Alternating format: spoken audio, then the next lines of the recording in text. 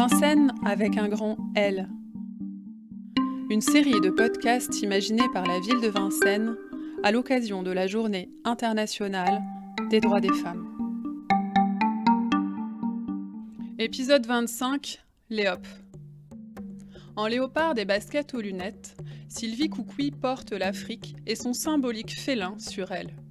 Mais elle porte surtout en elle son enfance au Bénin, le bonheur de la musique et de la danse qui l'ont imprégnée à vie.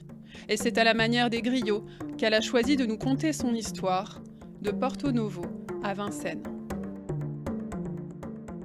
Je suis Léop, Sylvie Coucouy, professeure de danse, fondatrice de l'association Léopard à Vincennes. Je suis née à Porto Novo, au Bénin, ex-Dahomey, le royaume du Dahomey, la maison construite sur le ventre de Dan le serpent. D'une mère métisse brésilienne et portugaise, assistante sociale, et d'un père béninois diplomate.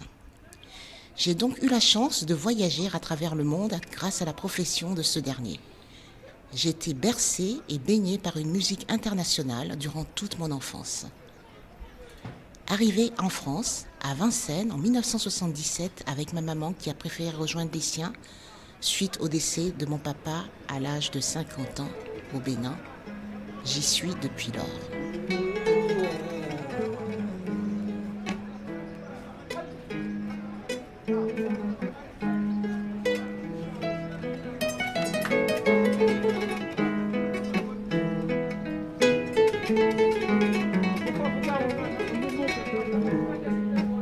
En Afrique, on naît, on vit, on meurt dans la danse. Je revois des souvenirs.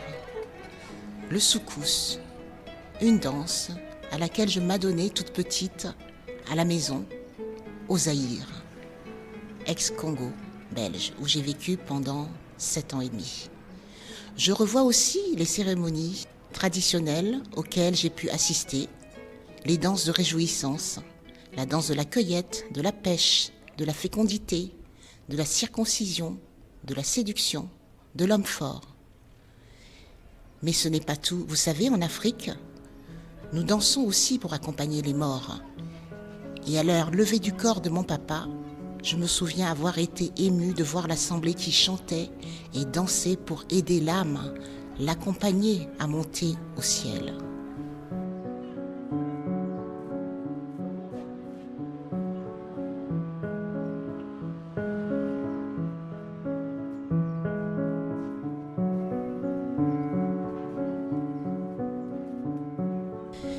J'ai le souvenir d'avoir dansé aussi dans des villages avec mes élèves au Bénin, le village d'Ekpé. Un village où je suis retournée 10 ans après mon arrivée en France. Elle rêvait de découvrir mon pays et c'est ainsi que nous nous sommes retrouvés dans ce lieu qui m'était inconnu.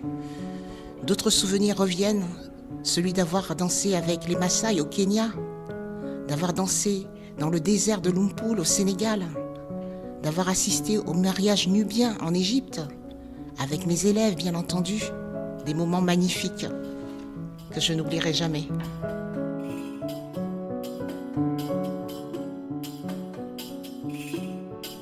Cette force, je la tiens de ma maman. Nous avons toujours eu une relation fusionnelle. J'avais 13 ans lorsque mon père est décédé et ma mère s'est retrouvée veuve avec ses 3 enfants à l'âge de 40 ans.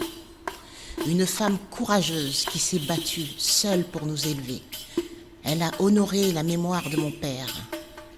Je suis l'aînée de la famille, nous avons dû nous prendre en main et j'ai dû travailler pendant les vacances scolaires pour être indépendante financièrement, donner quelques heures de cours d'anglais, fait du babysitting.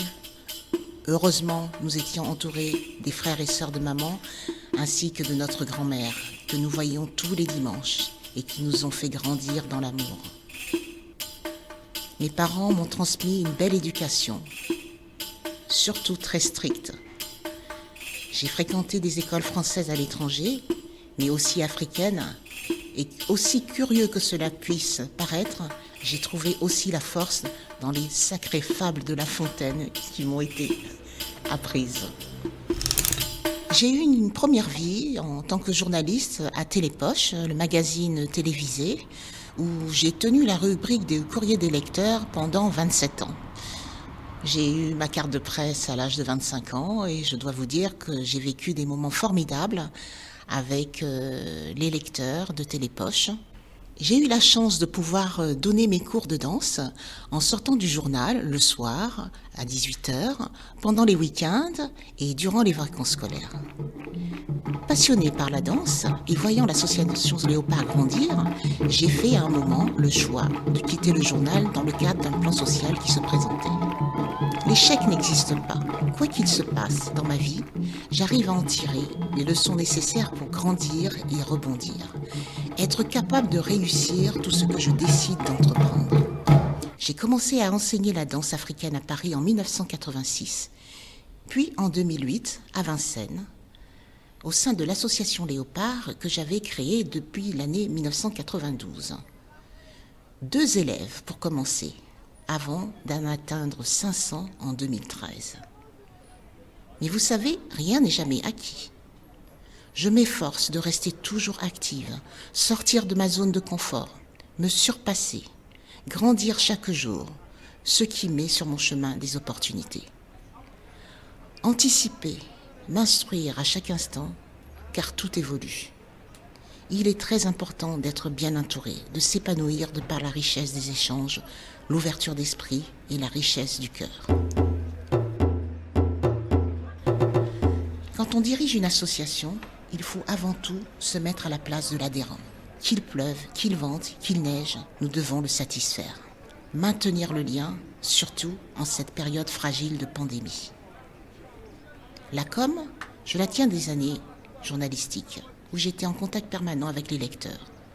Cela nécessite de la disponibilité, de l'écoute, ce que j'ai plaisir à faire, aidée de mes 2 conseillères, ma maman et ma fille Clara. Ma fille a 23 ans, elle est un peu comme moi, sportive, on se ressemble, elle sait ce qu'elle veut. Je pense lui avoir transmis le respect, la tolérance, la liberté, la volonté d'indépendance, la nécessité d'aller plus loin et surtout de ne pas se sentir empêchée parce que c'est une fille. Comme toutes les jeunes filles de son âge, elle a bien entendu son jardin secret, mais je dois avouer que grâce au téléphone portable, FaceTime nous rend souvent complices, à l'intérieur comme à l'extérieur de notre petit appartement.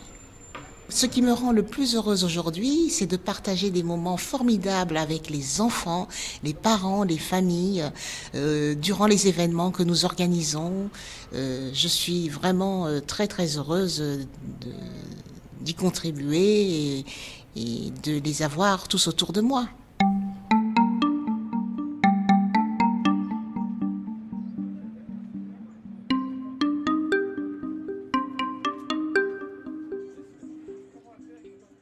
Alors je vais vous réciter une fable de La Fontaine. Le laboureur et ses enfants. Travaillez, prenez de la peine, c'est le fond qui manque le moins. Un riche laboureur, sentant sa mort prochaine, fit venir ses enfants, leur parla sans témoin. Gardez-vous, leur dit-il, de vendre l'héritage que nous ont laissé nos parents. Un trésor est caché dedans. Je ne sais pas l'endroit, mais un peu de courage vous le fera trouver. Vous en viendrez à bout. Remuez votre champ dès qu'on aura fait loup. Creusez, fouillez, bêchez. Ne laissez nulle place où la main ne passe et repasse. Le père mort, les fils vous retournent le champ. De ça, de là, partout, si bien qu'au bout de l'an, il en rapporta davantage. D'argent, point de cachet, mais le père fut sage de leur montrer avant sa mort que le travail est un trésor. J'en ai des frissons. C'est beau, Jean de La Fontaine. Voilà, ça m'a beaucoup touchée.